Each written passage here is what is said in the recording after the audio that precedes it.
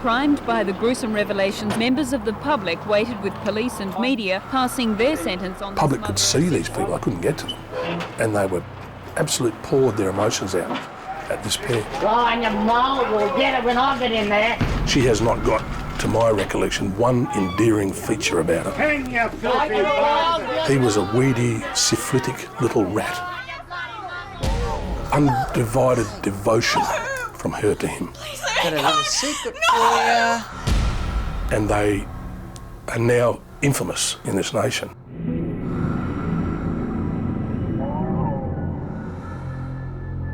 David and Catherine Burney are without a doubt the most violent couple in Australia's history. Deadly predators who abduct, rape, torture and brutally murder women to satisfy their perverse sexual needs.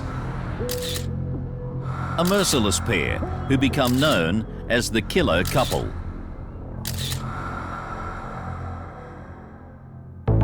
Australia's most notorious criminal family.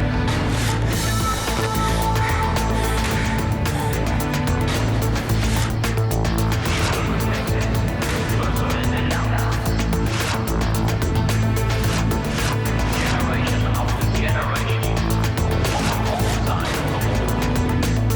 Crime Investigation Australia. Families of crime.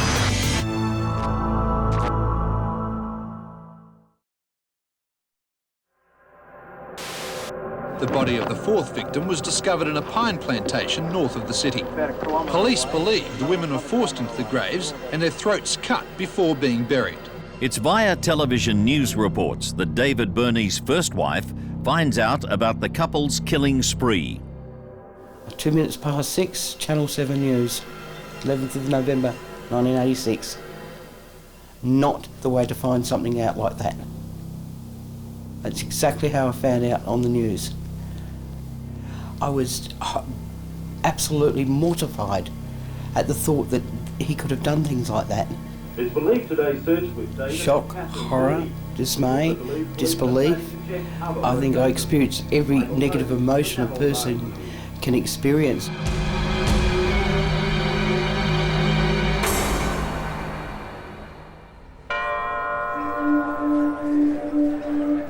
David and Catherine Burney first meet as children, growing up in Wattle Grove in the 1950s, a quiet semi-rural area of trees and open paddocks on Perth's eastern suburban fringe. David is the eldest child of Johnny and Margaret Burney. David has 4 brothers and sisters, and it's a wild and chaotic family. Dysfunctional is probably the best word. Mum was alcoholic. Dad, contrary to what the media say, was not an alcoholic, but he worked long hours trying to provide for his family. He was a very frail man with an arched back as a genetic defect of some sort. So he was away working a lot. And the kids really weren't given much of a chance right from the word go.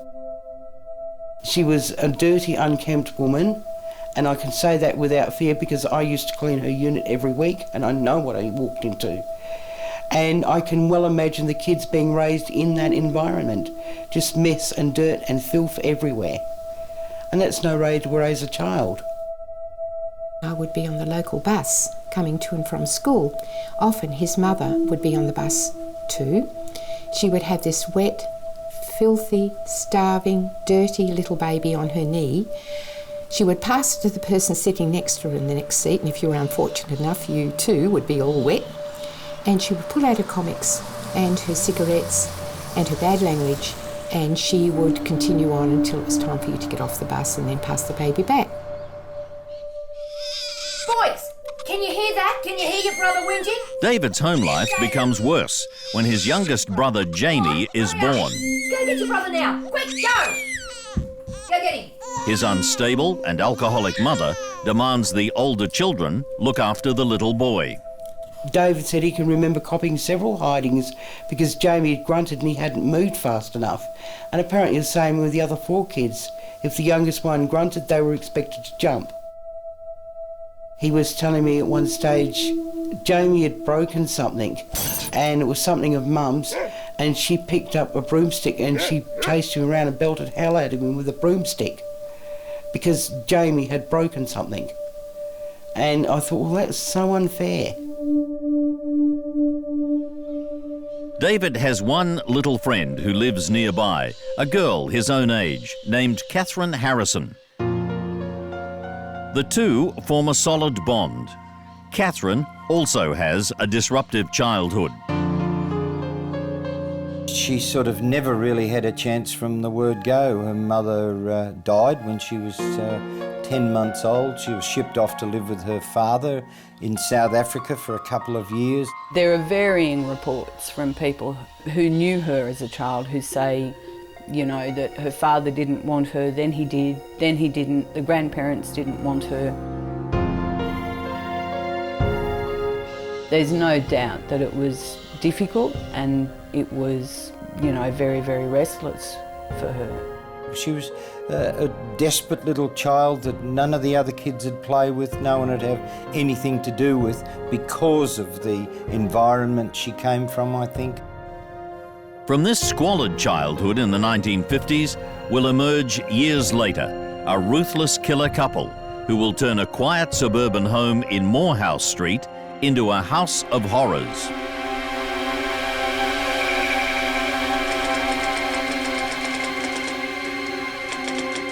October 11th, 1986. 22-year-old Mary Nielsen has come to buy some discount tyres from David and Catherine Burney. David, Mary's here. Hi, Mary. But it's a trap. Mary Nielsen was a young university student who worked part-time at a delicatessen and was a typical young lady. Her parents lived in an affluent area in Perth. He said he had some tyres at home. He got a phone number and she then left. He went home and spoke to Kathy, and as a result Kathy rang Mary and made arrangements for Mary to come and view the tyres. As soon as she walks in the front door, Mary is attacked by the couple. She's threatened with a knife and then tied to a bed. Hi, Mary. David then proceeds to rape her, while Catherine encourages him. She would stimulate parts of David Burney's anatomy while he was raping the young lady and turn him on more. When the attack is over, Catherine guards the prisoner, while David drives Mary's car into town. He dumps it in a car park outside Perth's Central Police Headquarters, believing it'll be the last place to be searched. They researched with local councils where they could leave a car and, you know, for how many days before it would be discovered. David returns and sexually assaults Mary again while Catherine watches. Catherine told me that she and David read a book called Perfect Murder before they ever met Mary and used that as a blueprint for what they would do. Bound and gagged, the prisoner is driven in the Burney's car to the Gleneagle National Park. According to Catherine, they spent weeks and weeks doing research on the best way to commit murder and get away with it. So there was nothing random about what they did. After raping her again, David strangles her with a nylon rope and then stabs her through the heart. Taking shovels and a mattock from the boot, they dig a shallow grave. She will be the first of many young women buried there. She was a missing person, but once again the inquiry team had done a fair bit of inquiry and ascertained it was totally out of character, and they'd progressed it from a missing person file to a suspicious homicide. This killer couple shares a terrible and twisted relationship, a bond first formed in their childhood that develops into a petty criminal conspiracy as they enter their teenage years. October 1986, and David and Catherine Burney, the killer couple, have abducted, raped and murdered their first victim.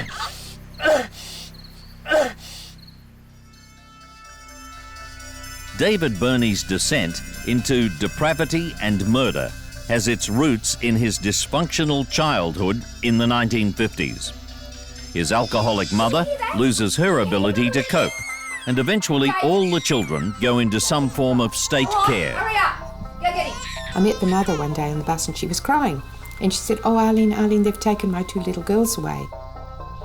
David is a thin and stunted boy with an inhibited personality.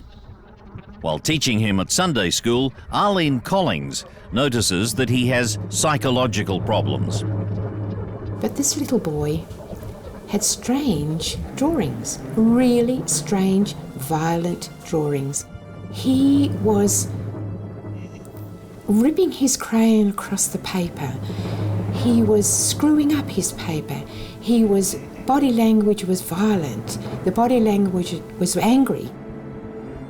David begins getting into trouble with the police for petty burglary offences. He, I believe, was first institutionalised at about 8 years of age. Breaking and entering, stealing and receiving, things like that. And compared with what he was accused of in the end and convicted of, reasonably minor stuff. Although if you're on the receiving end, not that minor.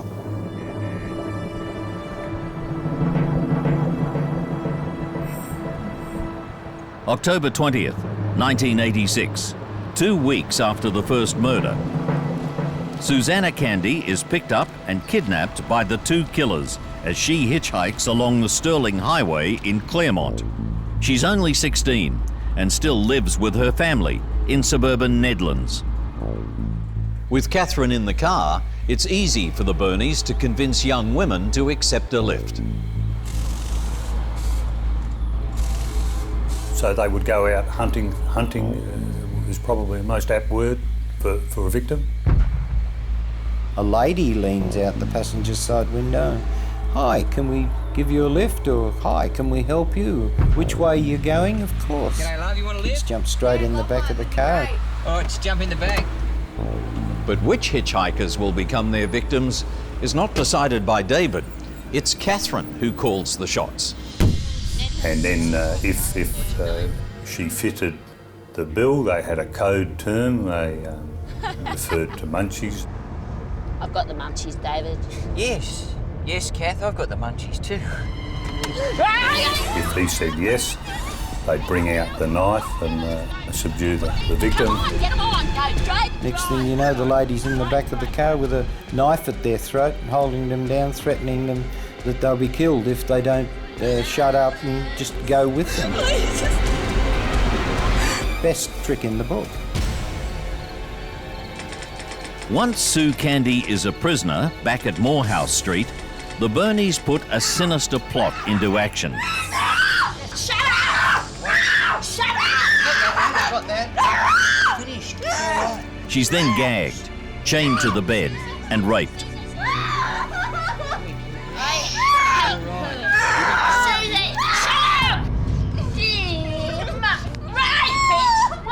She's forced to write letters to her family, saying that she's gone to Queensland with friends. Daddy! Next morning, she's threatened with death if she doesn't make a carefully scripted phone call. The parents got a phone call from Susanna the following day to say she'd be staying with friends, and then and she'd be home afterwards.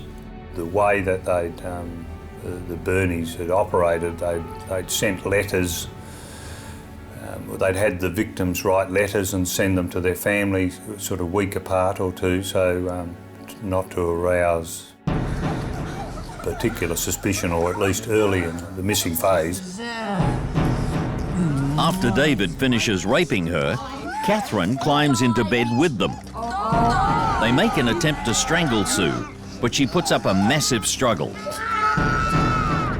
Sleeping pills are then forced down her throat, and once she's unconscious, a nylon cord is slipped around her neck, and together they tighten it until she dies.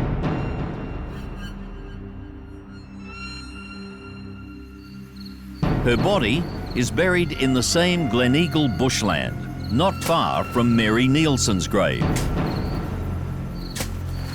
The rapes and cold-blooded murders are about to become more frequent, the product of sick fantasies dating back to their teenage years.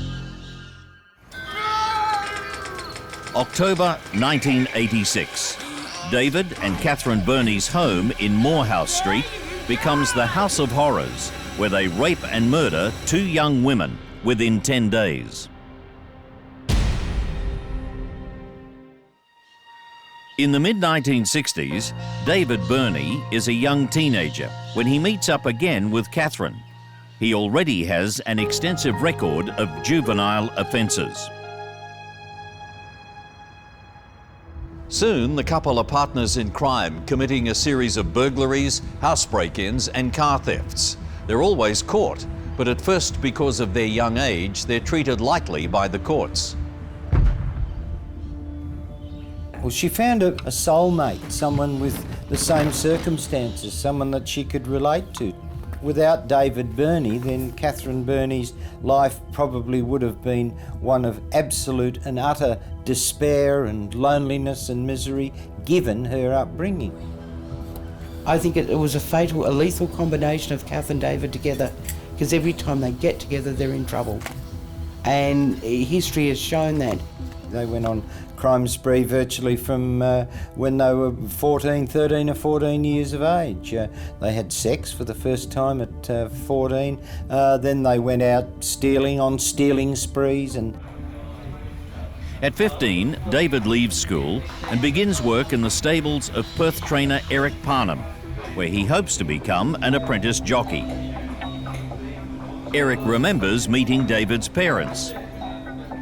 The first time I went to his mother's and father's place, they had an ashtray on the table, 2 foot high, full of shit butts.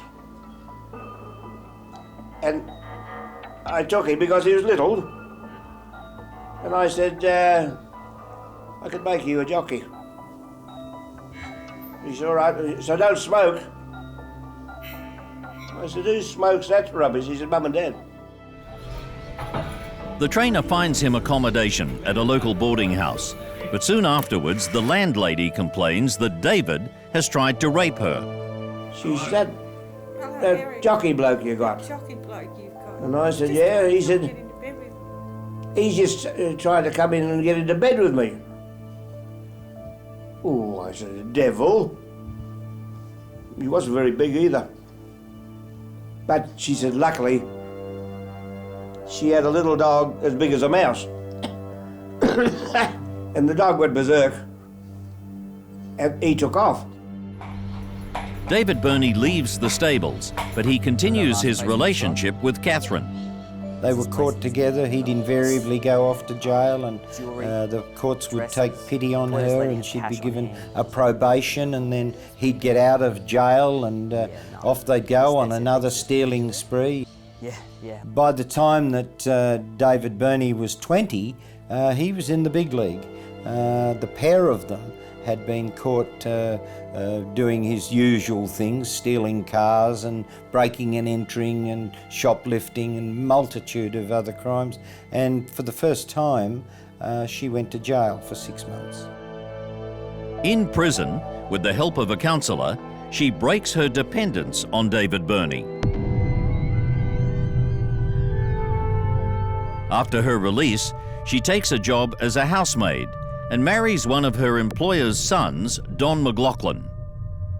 They married on her 21st birthday, seemed very, very happy together, and had 6 children. One of them, unfortunately, a little boy, was killed in front of Catherine, was run over in front of Catherine, which psychiatrists believe may have contributed to her terrible, terrible future. And she seemed to be perfectly happy for quite a long time. David also gets married at 21 to a girl named Kerry. Yeah, but it was no great wine and dine or anything like that. I mean, we'd only known each other a month before we got married.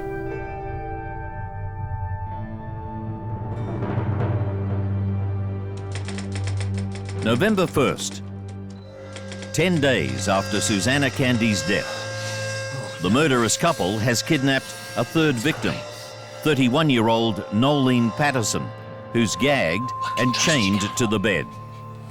Can I trust you? But this time, things are a little different, as David becomes entranced by Nolene, who's around Catherine's age but is beautiful and elegant. Everything Catherine is not. Catherine Burney was scruffy and scrawny and common and unattractive, and while as this young lady was a very beautiful young lady, and she was elegant, and she had been a hostess at one stage on Alan Bond's aeroplane.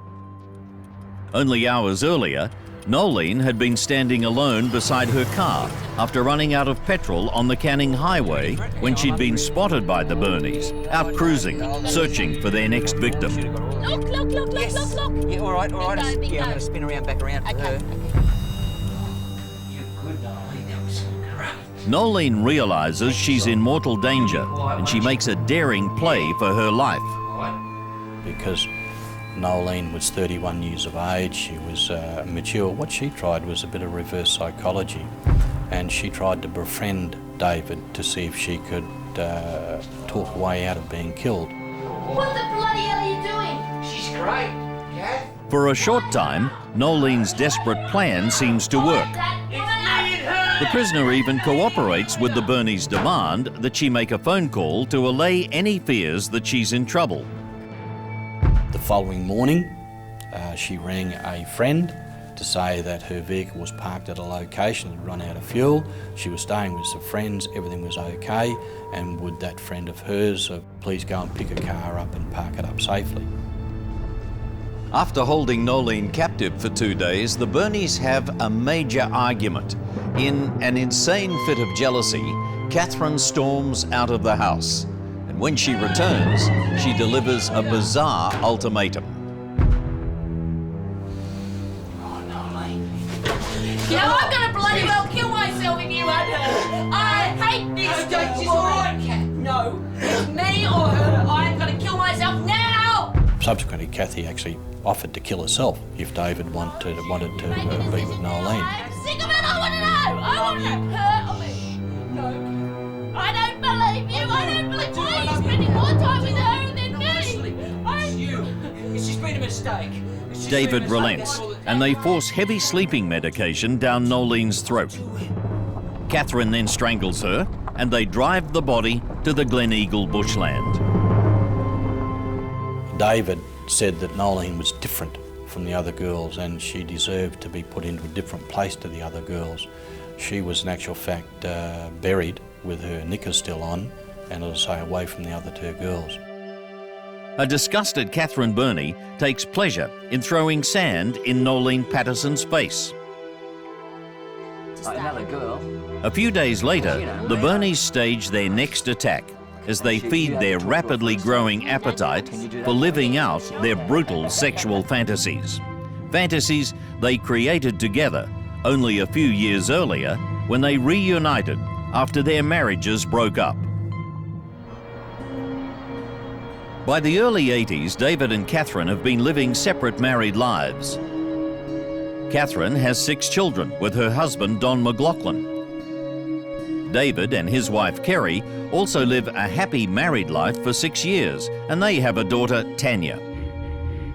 But things start to change after David suffers a head injury while working on a dredging barge at Bunbury. The barge moved and the guy upstairs lost his grip and the drum dropped on David's head and left quite a nasty gash in the top of his head.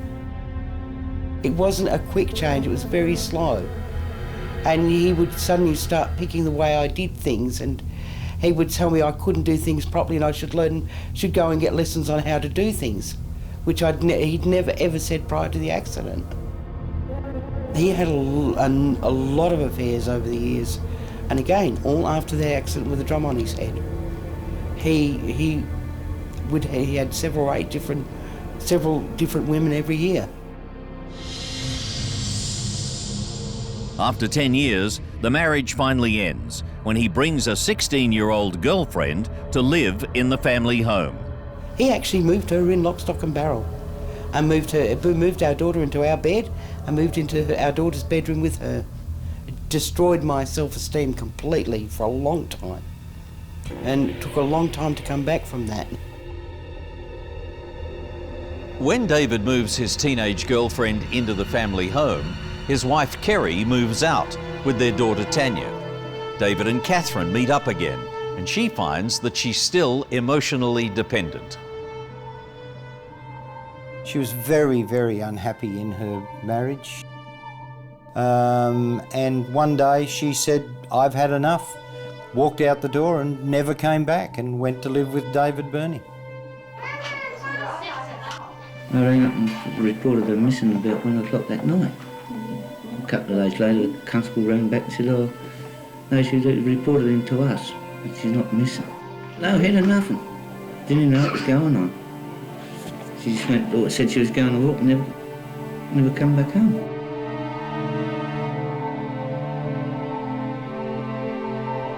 Catherine and David begin living together in Morehouse Street, Willagee, just east of Fremantle.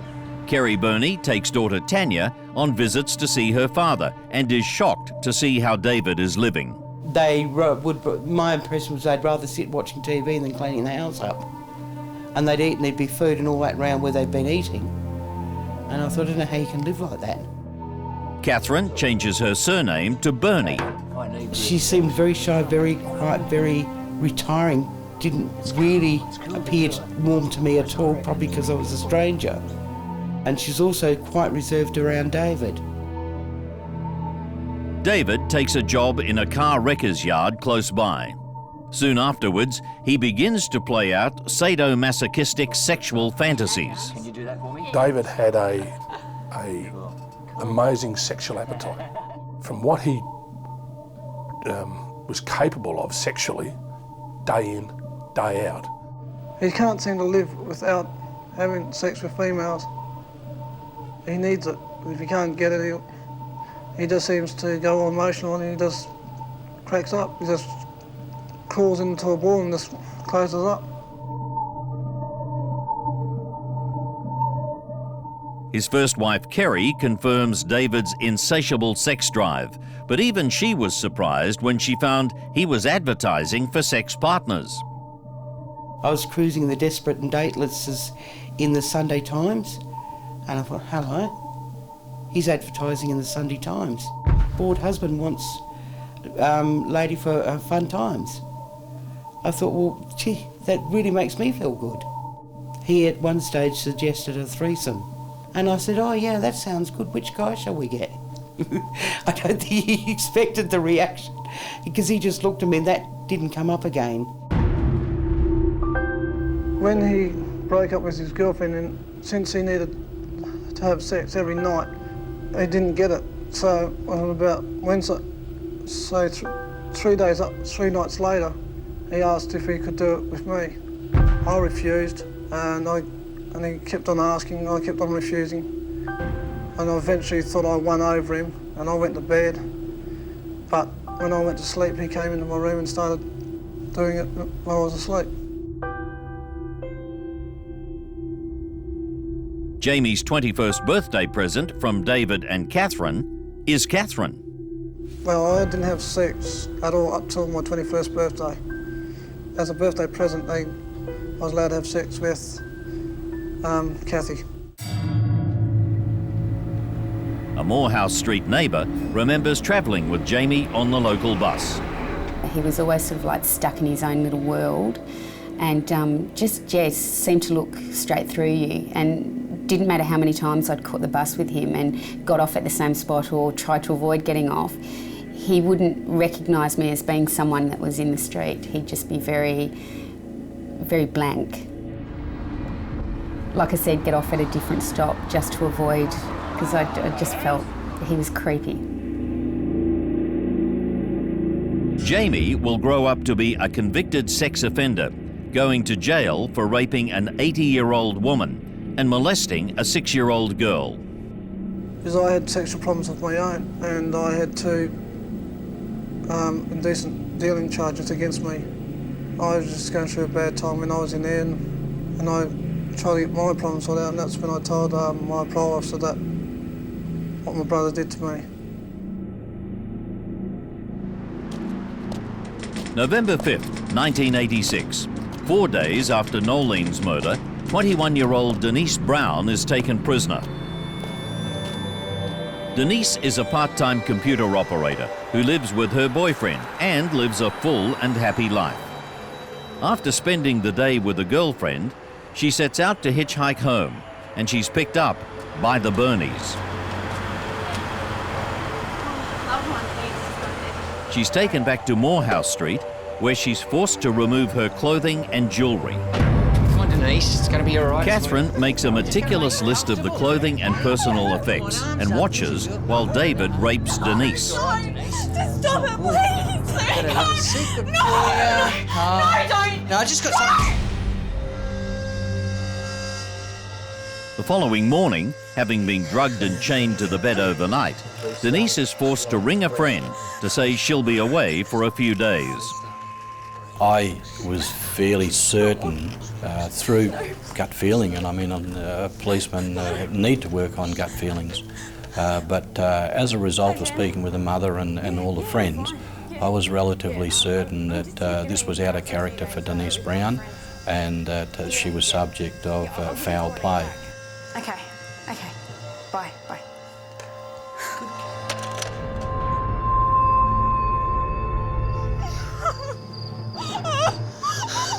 In a forest at Wanneroo, on Perth's northern outskirts, David Burney rapes her again and then cuts her throat. Come here, right?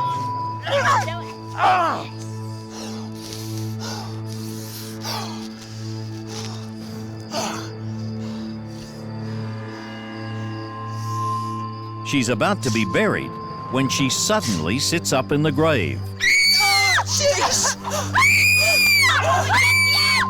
David had an axe in the boot of his car.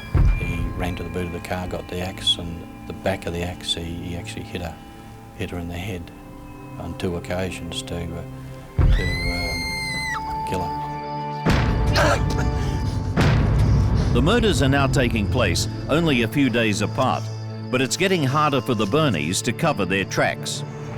The disappearances are beginning to stir suspicion in the Perth Police Department, and the 5th victim will stage a miraculous escape and finally expose the killer couple.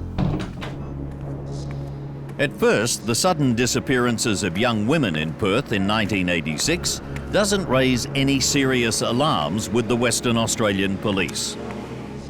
At least one of the families was very distressed because the police suggested she'd run away from home, you know, got mixed up with the wrong crowd, and so it was in a climate where there wasn't that media furor yet about there is a serial killer prowling the streets of Perth. It was, okay, a few women have gone missing. Then on November 10th, 1986, 5 days after Denise Brown's murder, a shocking revelation will finally expose the House of Horrors in Morehouse Street, Willagee. The breakthrough comes when a teenager named Katie staggers half naked into a Fremantle supermarket, screaming that she's been abducted and raped. So we picked her up from a shop in Willagee, and she related this, what was then rather bizarre story unfolded about how she'd been picked up off Stirling Highway. She was hitchhiking, and she'd end up back at a house, and she was stripped naked. She tells the detectives she believed she'd be murdered, so she leaves clues that she hopes will incriminate her killers.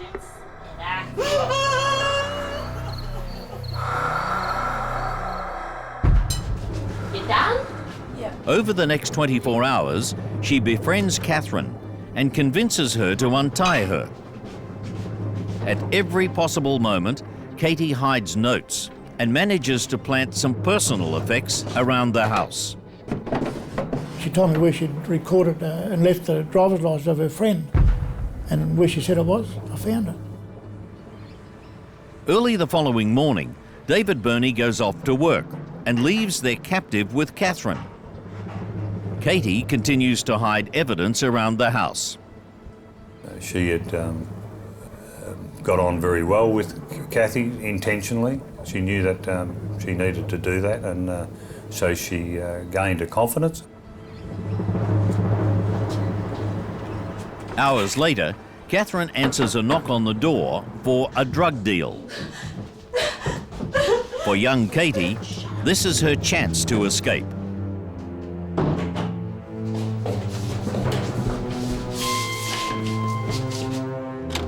Yeah, I can. She finds an unlocked window, scrambles through it, and half naked, she runs for help to the nearby shop.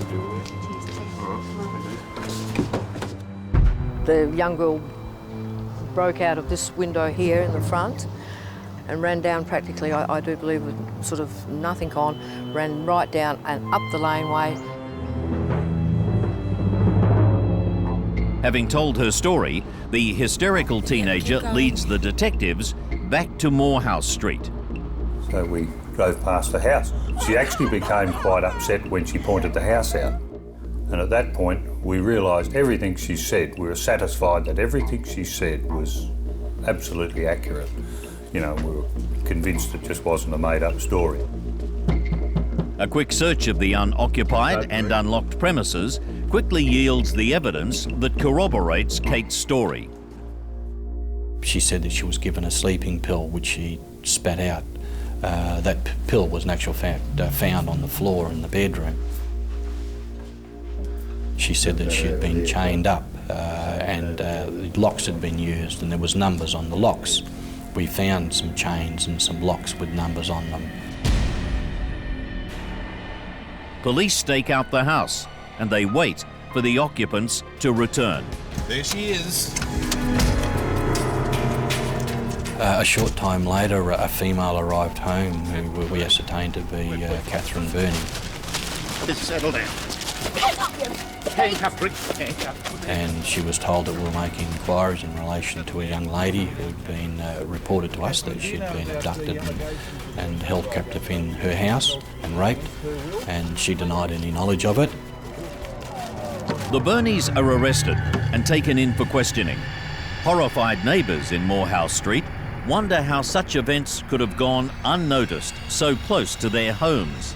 Nadia Jolly was a teenager at the time.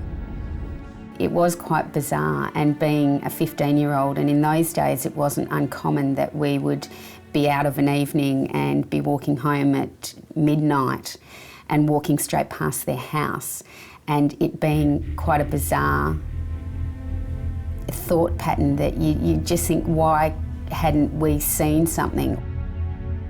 When all this came out, we got a shock. There were people we were really shocked, all of us were very shocked. And for quite some times afterwards, whenever I had to give our address or something, as soon as I said Morehouse Street, they'd immediately, oh, that's that notorious street.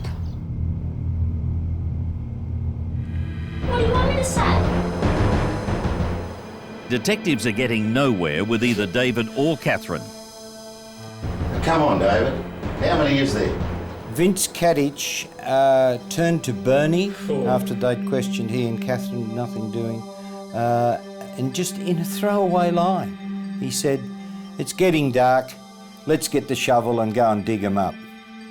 And then to his astonishment, David Burney said, "Okay, there's 4 of them." Kathy had been informed that David had admitted to us that he'd been involved in the death of 4 girls, and that he was prepared to take us up and show us where the bodies were. Where? At that stage, she wanted to speak to David. She was told that she couldn't do that, and she then agreed to accompany the boys, Bob and Chris, to the sites. I was in the back seat with her in a police vehicle, and she directed us to the first one, which was in fact the most recent victim. And then we went to the next one, which was the other side of Perth. directly the other side of Perth, south of Perth, to Glen Eagles National Park, which is a very large area of land. We were fortunate in that they were able to direct us to each of the gravesites. The last young lady's grave that Catherine Burney took them to, she was very, very proud of that, because this was the young lady that Catherine Burney had killed herself, and she very proudly said, "Come on, come this way, it's over here. Ah, there it is, yes it is," and then showed them the mound and then spat on it.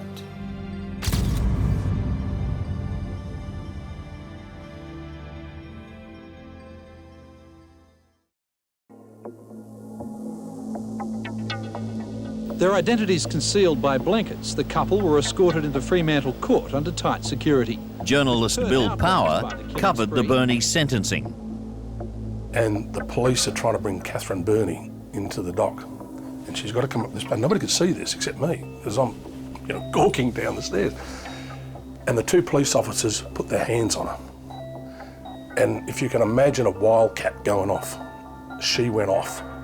Spitting, scratching, swearing, kicking, biting, yelling and screaming like a mad woman because these two coppers had laid hands on her. David Burney was the only man allowed to do that in her mind. She went off her brain until I let her go. Once they get Catherine into the courtroom, she shows her utter indifference to the suffering of the victims. Catherine's on the seat behind him, quiet, demure, just goes around, and she reaches forward with that finger and she starts to stroke the ball of his thumb, just like this, for about 10 times. I just sat there staring at this. It was unbelievable devotion, and she couldn't have cared what that judge was saying. She had no thoughts about that at all. Her focus was entirely on her beloved David, who had just murdered all these women and raped them to the point that they were no use to him anymore. David and Catherine Burney are both sentenced to life imprisonment, with the judge ruling that they should never be released. In October 2005, almost 20 years after he's jailed, David Burney hangs himself in his prison cell.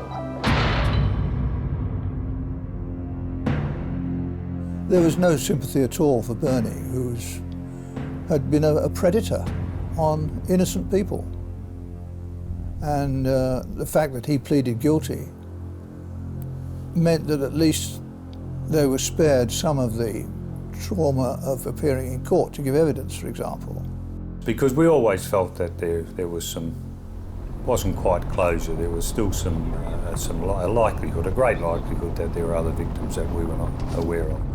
Yes, I'm very firm on the belief that certainly David was involved in the death of several other young women. That Cathy, I believe, has a knowledge of those deaths if she was not involved in them. Catherine Burney is still behind bars in Perth's maximum security jail for women at Banijaycrime, where she runs the prison library. So far, her bids for parole have been refused. Community education manager and author Ruth Wicks got to know the real Catherine. In her normal, when she's just being Catherine, she speaks in this very childish voice. She's very almost passive and willing to please. One day, Ruth makes the mistake of criticising Catherine. And I just said, "Catherine, don't come the helpless female with me, it gives me the shits." She turned around and grabbed me. Her face had completely, when she kind of had me up against the thing in the library, her face had completely changed. It changed in an instant from just being this passive, quiet, mousy woman to someone whose eyes were almost, they were glowing with rage or something, I don't know. She said to me, "Ruth, you don't know what power is until you've held someone's life in your hands." My base instinct then was to think, okay, now I get it. Now I see the woman who has committed murder.